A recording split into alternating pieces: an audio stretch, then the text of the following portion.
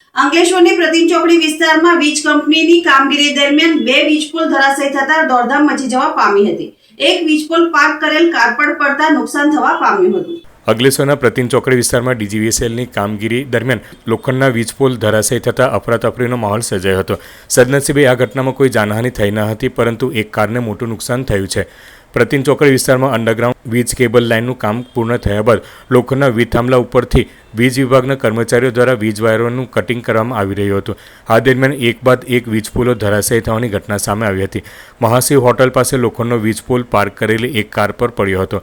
તે સમયે કારમાં ડ્રાઈવર હાજર હતો, જો કે સદનસીબે તેનો જીવ બચી ગયો હતો। જો કે વીજપોલ કાર ઉપર પડતા કારને મોટું નુકસાન થયું હતું। આ ઉપરાંત પ્રતિમ હોટલ પાસે પણ એક લોખંડનો વીજપોલ ધરાશયી થયો હતો।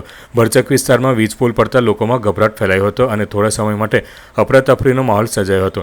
સ્થાનિક લોકોમાં વીજ વિભાગની કામગીરી અને સલામતીના પગલાં અંગે સવાલો ઉઠી રહ્યા છે। કમલકુમાર બાબુ ઠાકર વડોદરાથી હું ગાડી લઈને ટેક્સી લઈને મનોપુરમમાં આવેલો અંકલેશ્વર ચોકડી પાસે। ત્યાં જીબી વાળા કામ કરતા વાયર કાપતા હતા, તો અચાનક થાંભલો મારી ગાડી પર પડ્યો। હું અંદર બેઠેલો હતો અને મારી ગાડીને નુકસાન થયું છે, તો જીબી જવાબદારી લેવા તૈયાર છે કે નહીં? અને મને વાગ્યું નથી। તમારા કારને કેટલું નુકસાન? મારે કારનું ઘણું નુકસાન થયું છે, ડેમેજ થઈ છે, ટોટલ ઉપરથી એવું તૂટી ગયું છે, હોલ ને બધું થઈ ગયું છે।